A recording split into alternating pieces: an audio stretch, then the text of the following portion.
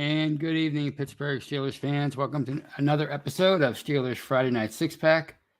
I am your host, as always, Tony Defio, and I thank you for joining me on this lovely Friday evening in Pittsburgh. And wherever you're watching this or listening to this podcast in Steeler Nation, I hope it's a lovely night for you as well. It should be, right? It is, after all, July the 8th as I'm doing this podcast. So if it's not nice for you, I'd like to know where that is because I don't want to go there in July. And before I start, I got to bring this up. It's from George Teston. And he says, happy birthday, Pittsburgh Steelers and Jack Lambert. Speaking of July 8th, that is right. In 1933, on this very day, the Steelers were founded by the Chief Art Rooney, the team's original owner and legendary figure. And I don't know when Jack Lambert was born, maybe it doesn't matter. But anyway, he was born on this date in 1950-something. And he is, of course, celebrating a birthday today, and he's one of the best Steelers who ever donned the black and gold. So happy birthday to both the Steelers and the team that drafted Jack Lambert. Or wait a minute. I said that wrong. Happy birthday to the Steelers and Jack Lambert. All right. And before I continue, as always, I please ask you to like and subscribe to our YouTube channel, our Behind the Steel Curtain YouTube channel. We bring you live shows each and every day and night. If you were tuning in earlier on Friday, you saw the Touchdown Under show with Matty Peverall, and filling in for Mark Davidson, an ill Mark Davidson tonight, was Andrew Wilbar, the wonderkin, the up-and-coming football expert, the draft expert. So that was a fine show, and again, get well to Marky D. So you can watch Touchdown Under on Fridays along with the six pack. Saturdays we have do we have a show on Saturday? I don't know. Sunday we have Bad Language. We have with Brian Anthony Davis. We Run the North with Kevin Tate. Monday we have The Hangover with Brian Anthony Davis, Shannon White, and yours truly. Tuesday we have the Scobro Show with Dave Schofield and his brother Rich. Wednesday we have Know Your Enemy in the regular season. The curtain call during the offseason, and that's with Jeffrey Benedict and Shannon White. Thursday, we have the Steelers preview with Jeff Hartman, Dave Schofield, and Brian Anthony Davis. And I think that's all the live shows. I'm sure there might be some I'm missing, but just wherever you find YouTube podcasts, you can find any live show. And, of course, you can catch all of our live shows also live on Facebook. So please check that out. And you can check out all of those shows behind the fact on any audio platform of your choosing. Wherever you find podcasts, wherever you listen to podcasts, you can find Behind Steel Curtains channel. And again, we bring you so much content, you won't be sorry. And we also have a audio-only host of shows that we bring you each and every week in the off season, during the season. It doesn't matter. We never stop, including Let's Ride with Jeff Hartman, From the Cutting Room Floor with Jeffrey Benedict.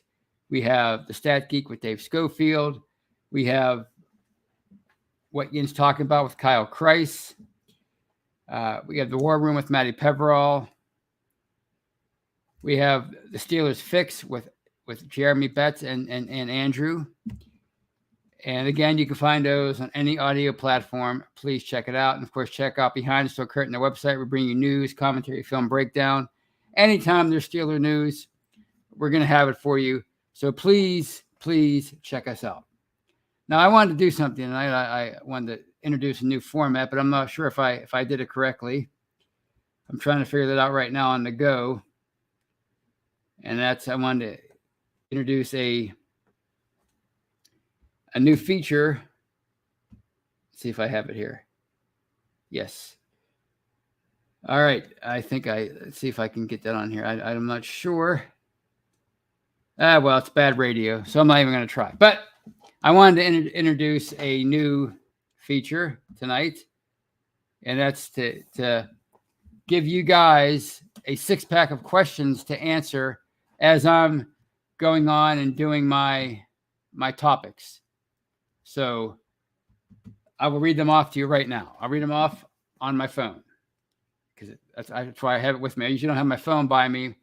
But first question, and I'll get to these after I'm done with my topics, and we'll go over them together in class.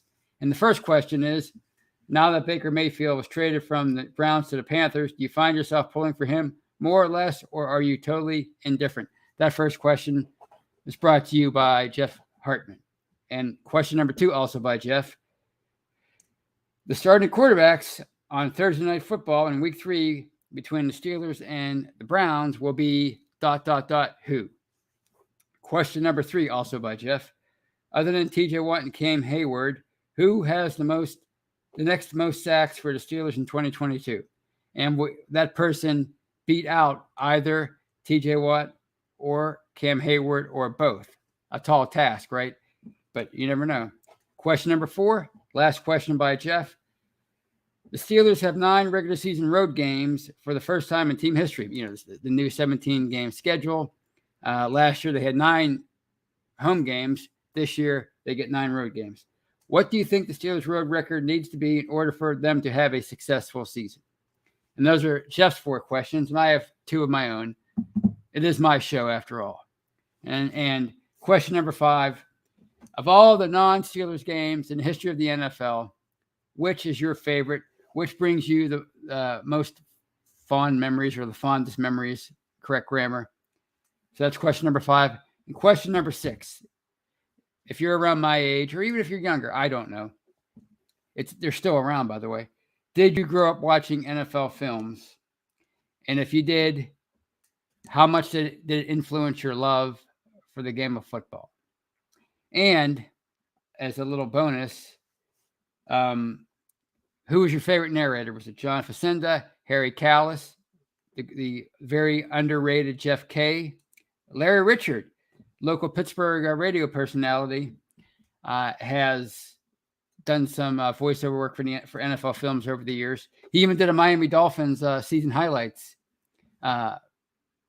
show way back in I think it was like the late 80s, early 90s, somewhere in there. It was really wild to hear. Of course, he's Dan Marino's brother-in-law, so maybe that's why he did that. But he also does a lot of work for the Steelers, and I'm pretty sure he only does Steelers work at this point. He is their PA announcer during home games. So those are the 6 questions. And I'm sorry if I screwed up the banner. I'll have to go over that with Brian at another. I have the questions written or typed in, but I can't seem to get it to scroll. But that's okay. I'll figure that out with Brian at another time. Oh well. All right. I don't want to give you any more bad radio, so I'll stop worrying about that. I'll go back to the live chat. Let's see what we have in the live chat before I get onto my topics tonight. And we have who was first in. Jared Devils number 1. Of course, George Teston, who wished the Steelers and Jack Lambert a happy birthday. Sherry Richards is with us. Kathy Forred, State of the Steelers. David Renshaw, that's a new name. Welcome, David. He joins us from Facebook.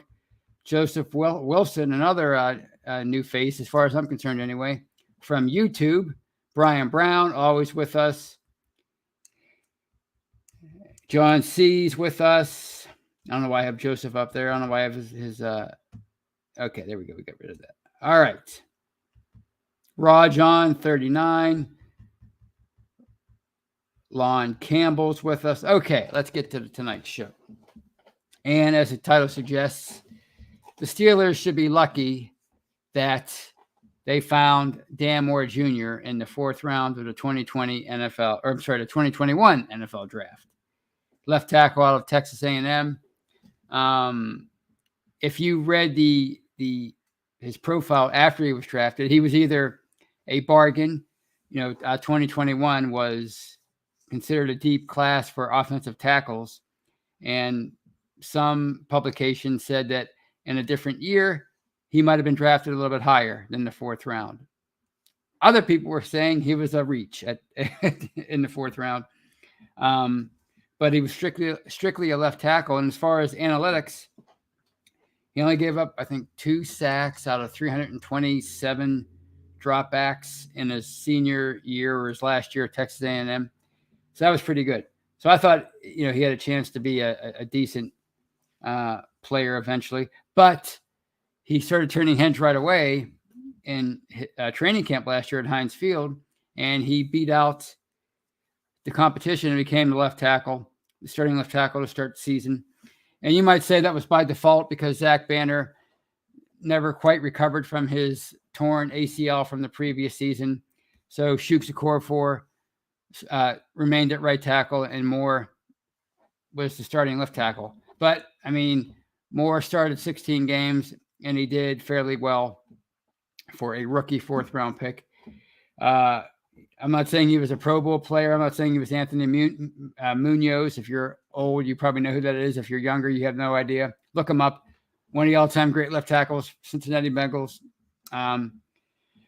But, I think he's somebody the Steelers should be excited about. The fans should be excited about because, when you draft somebody in the 4th round, you don't necessarily expect them to make an impact right away.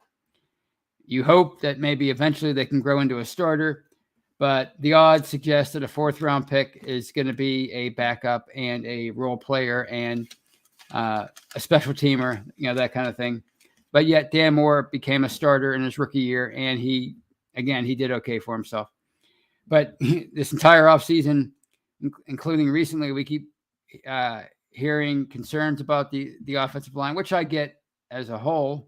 Overall, I get those concerns, but like I've been saying, you weren't going to take 5 old guys from 2020 and replace them with 5 young guys in 2021 and expect everything to be hunky-dory, expect the transition to go smoothly, and expect that there wouldn't be growing pains, which there were a lot of last year. There were a lot of growing pains with the offensive line.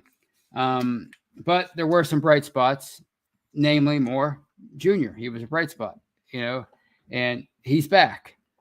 They went out and they signed Mason Cole. He's their presumptive starting center heading into 2022. They went out and signed Jeff Daniels. He's without a doubt their starting right guard heading into 2022. They re-signed Shukes Okorafor to be their starting right tackle, and you can talk about the team-friendly deal, but they didn't sign him to the kind of deal they did, which was worth about $9 million, at least for 1 year, if they didn't want him to be their starting right tackle in 2022. And you have Kevin Dotson as your left guard, presumably heading into camp, but I think he has some competition in Kendrick Green, who was the 3rd round pick out of Illinois in 2021, and he started out as the center for them, and then he lost his job at the end of the year.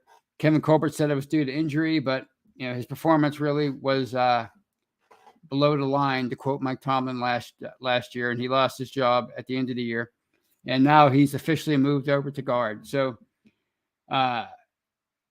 it's a completely different vibe now with this line, and I think even though they struggled a lot last year, there's a lot to be excited about or hopeful about this heading into 2022. And you keep hearing concerns about the line.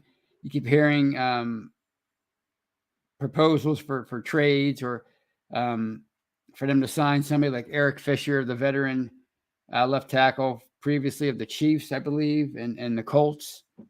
Former Pro Bowl player, 31 years old. He's still out there. Some other guys people have talked about. But again, when you find somebody in the draft like Dan Moore, you want him to continue to develop as your left tackle. You want him to continue to improve, and you want him to remain the starter. Because, and Dave Schofield says this all the time, you can't have a high pedigree player at every position. You can't have a star at every position. You can't have a Pro Bowl player at every position. You need to be able to find guys later than just the first, second, or third round. You need to be able to develop 4th round picks, 5th round picks, 7th round picks, undrafted free agents. You need to go out and find those street free agents, like they say, like they went out and a guy like Matt Filer, for example, or Chris Hubbard, those kind of guys. You need to be able to find those guys and develop them because you can't rely on high pedigree players to hit all the time, to develop into starters or stars or superstars. Sometimes you have to find diamonds in the rough, and to me, that's what Dan Moore is. And again, I just don't get why people aren't more. I hate to even say the word excited because it's hard to get excited about an offensive lineman, but why they're not more content with him heading into 2022? Because the Steelers are a young team. They're way younger now. Now that Big Ben is retired and Joe Hayden is not back for 2022, at least not yet. He's still out there. They went out and signed Levi Wallace. They went out and re-signed Akilla Witherspoon. Obviously, Terrell Edmonds is still really young. They have Minka Fitzpatrick. Larry Ogunjobi is still fairly young.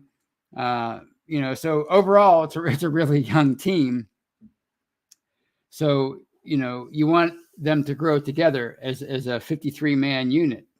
So, somebody like an Eric Fisher or some other position that you're concerned about, if you were a contending team, which we don't know what the Steelers are heading into 2022 because we don't know what the quarterback how the quarterback position is going to shake out. Right now we know Mitch Trubisky is the number one on the depth chart. Kenny Pickett's number 3, Mason Rudolph's number 2, but we don't know how that's all going to shake out by the end of training camp. And after that development is determined, we don't know how that guy is going to perform. So we don't know what these Steelers are right now. If we knew for a fact that this was a contender, this is one of the best teams in football, one of those top 5 or 6 teams in football that Sam Weiss used to talk about all the time, that you could tell who the top few teams were just by watching tape every year before the season starts. If they were one of those kind of teams, then yeah, maybe you go out and you get an Eric Fisher. You go out and get a cornerback. You go out and get a veteran receiver, somebody like that. Maybe you go out and get a D'Angelo Williams type backup running back to back up Najee Harris.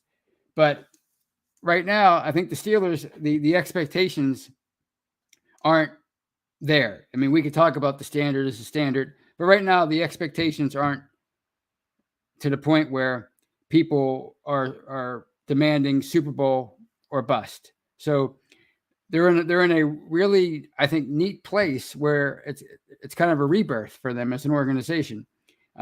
They parted ways with Ben, or he retired. So it's kind of like after Chuck Noll retired following the 1991 season, 30 years later. When they brought in Cowher, and he reinvigorated the franchise, and as an extension, the entire fan base in the city of Pittsburgh. He kind of the franchise was reborn under Bill Cowher in a sense. So they have that opportunity again with a young team, obviously led by a young quarterback, and no matter who the quarterback winds up being, he's going to be a young guy. So, why not let them all grow together? So that's how when I see this constant concern about going out and getting a veteran tackle, or going out and getting a veteran this guy or a veteran that guy, it doesn't track with where they are right now as a team. This is not that kind of a team at the moment where you have to be concerned to the point that you cover every little detail. No, you have 53 guys, and most of them are again, most of them are young, and you know, you owe it to yourself as you know, if you're Mike Tomlin, if you're Omar Khan, Art the Second, you know, the whole front office and coaching staff, you owe it to yourself to find out what you have with these guys. And, you know, if you find out that you have something special down the road, if you want to shore up a certain area of your team, that's when you do that, but not right now. You got to see what you have with Dan Moore. You got to see if Shooks can develop into not just a passable, that's probably a bad word to use for a right tackle, an acceptable right tackle, an adequate right tackle, but somebody who can take his game to a level beyond that or more. You got to find out about that. You got to find out if Alex Highsmith can continue to grow as a player opposite T.J. Watt. You got to find out if Devin Bush can get back from that torn ACL, and if he can be one of the leaders on your defense for, you know, finally in his fourth year. You got to find out about Pat Freiermuth. Does he have what it takes? Does he have it in him to be a Pro Bowl tight end, to take the mantle from a Travis Kelce or somebody else? You know, one of these great dynamic tight ends in the NFL. Does he have that ability to be that kind of player? And obviously, you get to find out about the quarterback situation. So, you know, those are to me are the things that are the major storylines heading into training camp.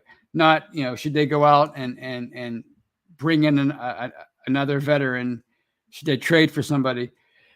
It's just not that time right now. In my opinion, it's just not that time. So those are my thoughts on Dan Moore.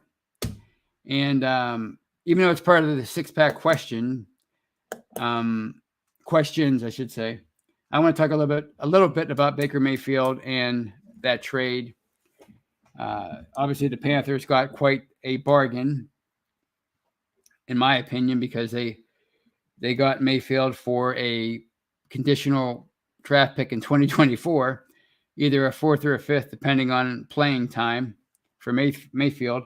They only have to pick up a third of his salary. The Browns are picking up over $10 million. So, you know, to me, I was always puzzled. Like, I was always a bit puzzled or perplexed, I should say, about why the Browns soured on Mayfield after last year, and why some of his teammates seemed to sour on him, including OBJ and some other people in the locker room. I don't get it. I mean, this is a guy that seemed to be heading in the right direction as a quarterback and taking the franchise in the right direction through his first 3 seasons.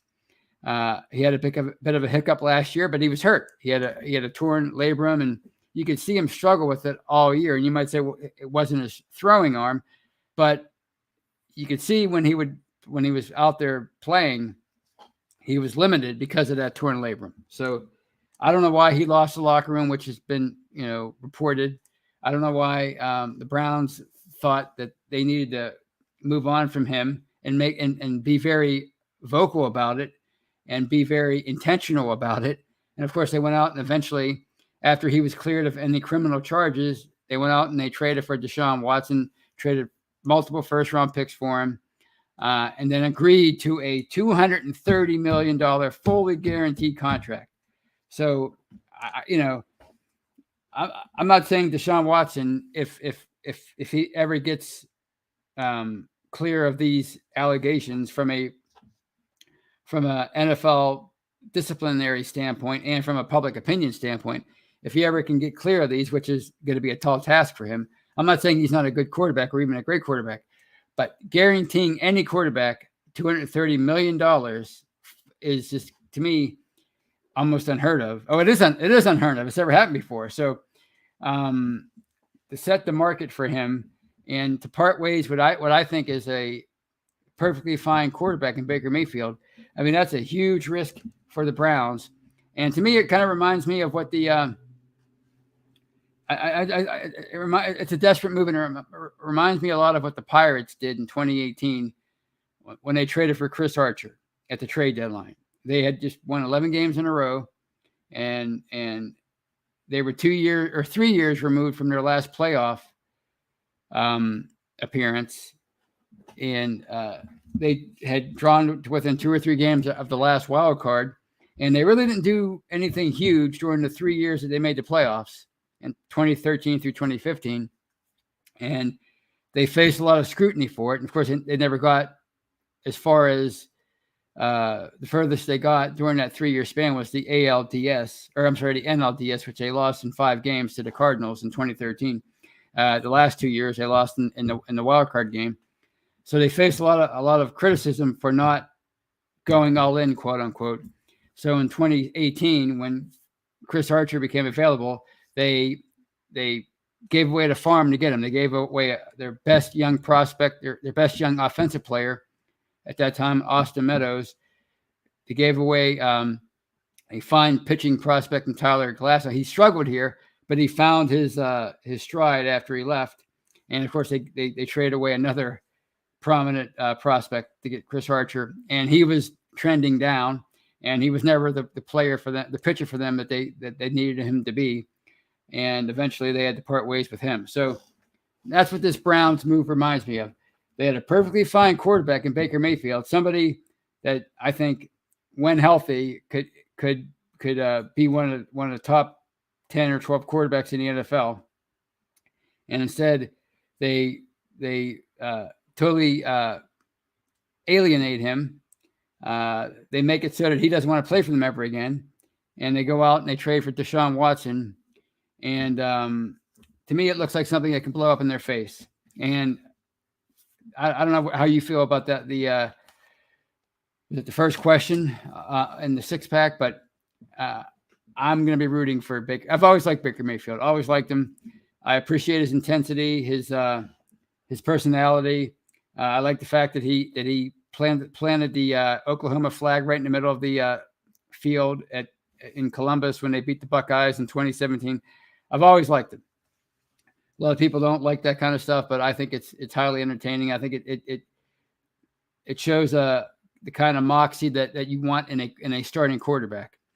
Again, the results with Mayfield have been uneven, but I think the talents the talents there, and if he finds himself in the right situation, and if he gets the right coaching, then I think he could be a really good quarterback. And this is something that could come back and bite the Browns in a big way. So I'll be rooting for Baker Mayfield.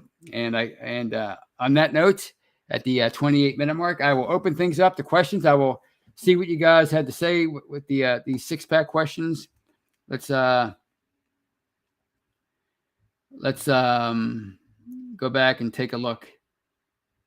All right. Sherry Richards says, and this isn't a 6-pack question, but she says, Dan Moore was the steal and he got forced into action last year. Yeah, he got forced into it.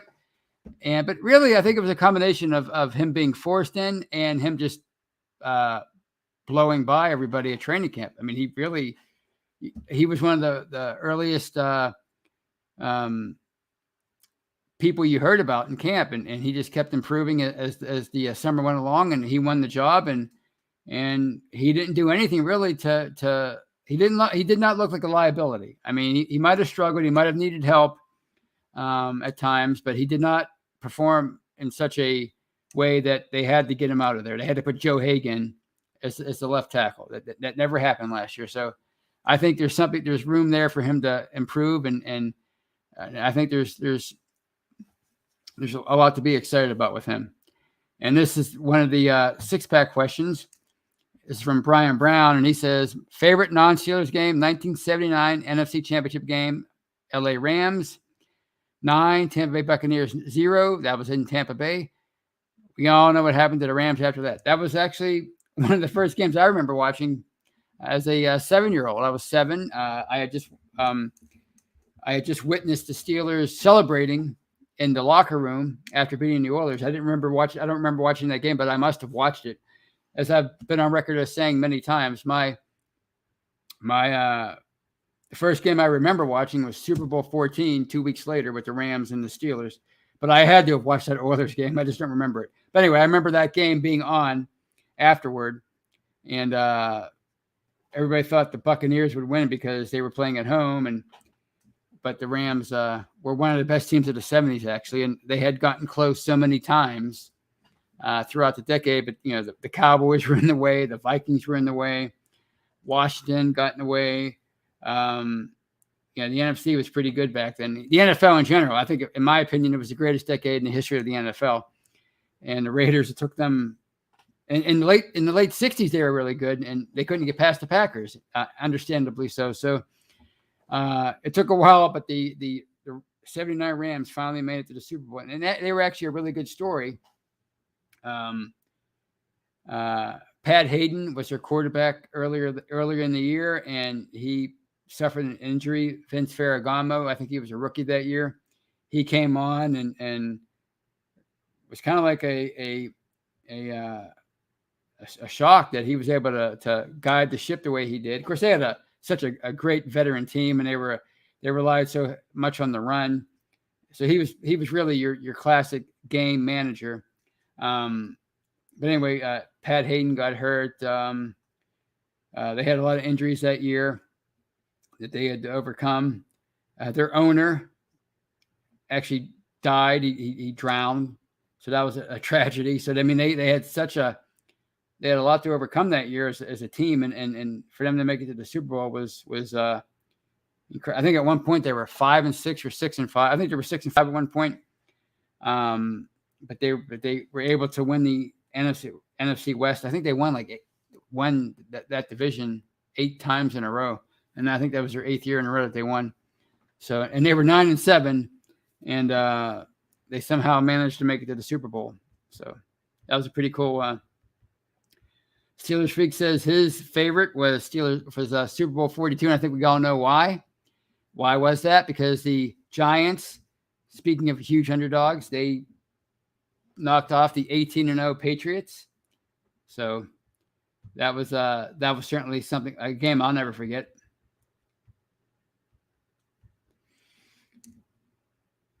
Sherry Richards says of Mayfield, I personally hope he does well, just not against the Steelers. Well, I think that's a sentiment we can all agree on. Of course, he'll only play them now as long as he's with the Panthers once every few years, including this year if he wins the starting job, which at this point, if he can't beat out Sam Darnold, I guess there's no hope for that guy. So I fully expect him to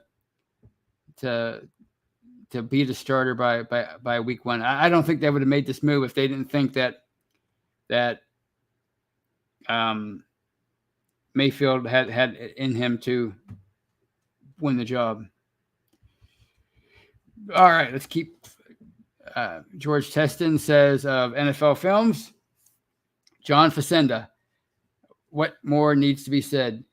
The voice of God, as he was dubbed, and certainly from the late 60s through 83, 84, he actually passed away unexpectedly right after the 83 season. The last narration he did was Super Bowl. Which one was that? Super Bowl one with Washington and the Raiders. I think that was 17. Following the 82 season. That was the last one he did. I'm sorry. No. Yeah. Following the 83 season. That was the last one that he narrated. And then he passed away unexpectedly that off season. But yeah, he was certainly a legend. Harry Callis was fantastic. Every time I think of him, I think of the NFL game of the week that aired every week for many years. The voice of the Phillies. Of course, he passed on. I think it was in 2009. Jeff Kay was fantastic. They're like if you watch America's Game, that series, Tom Selleck does a good job. Lawrence Fishburne, I think he could be an actual NFL films narrator if he wanted to. If he hasn't been doing much in the film industry lately, as far as I can tell. He's great. Bruce Willis did a lot. I think his name's Josh Charles. He does the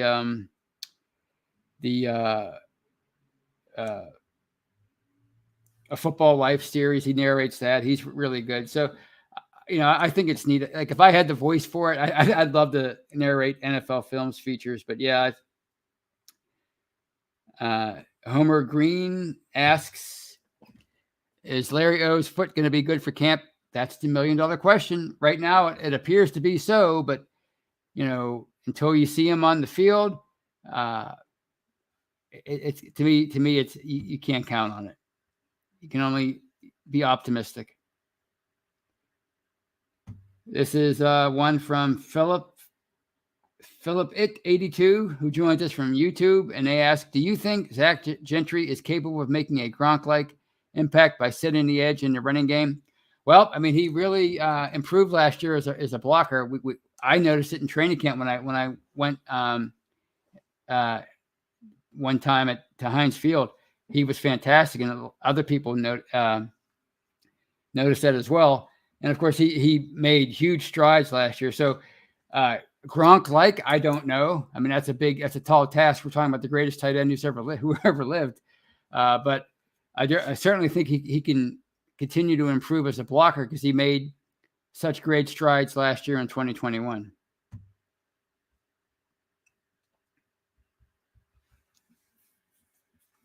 All right. And Sherry Richards says, apparently I said Jeff Daniels instead of Jack Daniels. Or no, yeah. What's his name? Jeff Daniels. What is that guy's name? Jack Daniels is the James Daniels. I'm sorry. All right, James Daniels. All right, well, whatever. It's live radio. What are you gonna do? Thank you, Sherry. But yes, I never watched The Big Lebowski, by the way. So I guess that's something I should be ashamed of. But that's a movie I definitely need to see, being a big time bowler and all. Brian Brown says of the Baker Mayfield trade no, they didn't. The Panthers would have been better off with Mason Rudolph. Baker is a crybaby.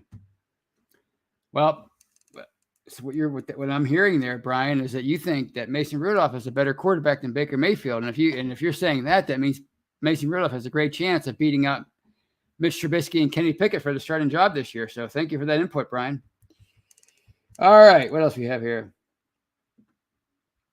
State of the Steelers says it has been denied, by the way, from what I understand, that somebody within the Browns organization said they wanted an adult in the room, and that's why they soured on Baker Mayfield. But anyway, State of the Steelers says the Browns said they wanted an adult in the room, and they signed Watson. Yeah, that's a total Browns move, isn't it? But we'll see how it shakes out. And it's another one from State of the Steelers, and he says Watson missed last year. If he misses more than a year, at some point, abilities will diminish, won't be the same. Wasn't great to begin with. Well, I mean, he never elevated his play to the greatest in the game, but he was certainly. I mean, I think the ability is apparent. Prior to 2021, he was definitely one of the top 5, 6, 7 quarterbacks in the NFL. So it's just a matter of how long he's out and if he can psychologically overcome these issues.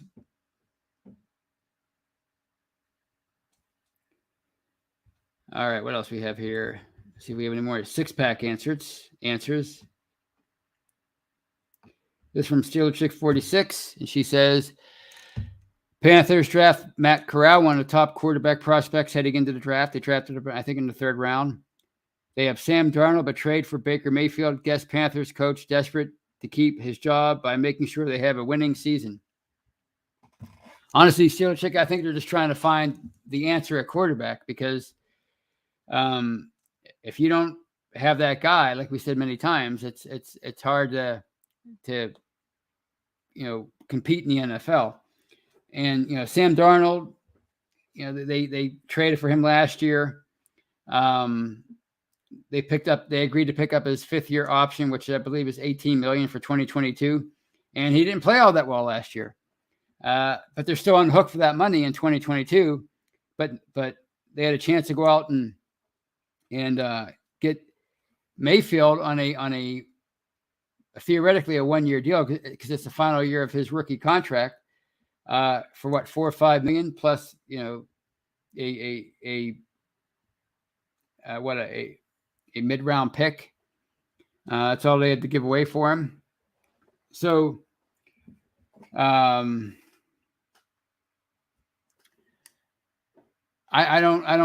think, basically they're on the hook for $22 million this year for the quarterback spot. Now, if Mayfield plays lights out this year, if he beats out Darnold and he plays lights out, well, then, you're going to do whatever you can to retain him next year.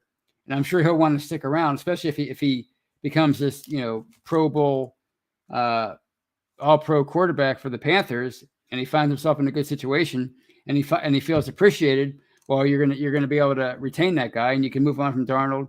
As far as Matt Corral, of course, he's the wild card. He's the rookie.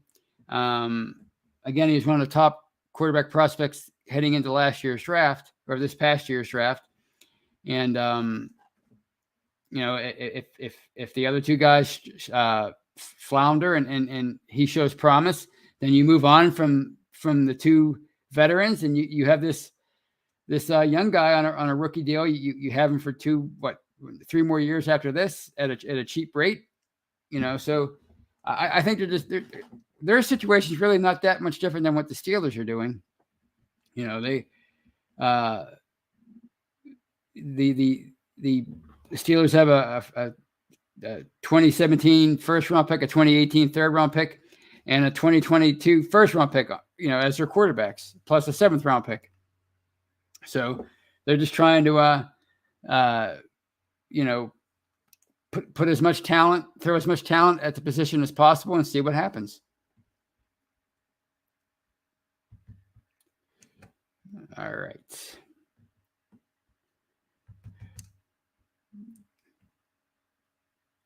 Sherry Richards says she agrees with my comparison. It was just like the Archer move. I think it was. It was a team that was desperate. I mean, is there a more desperate team in sports to win than the Cleveland Browns?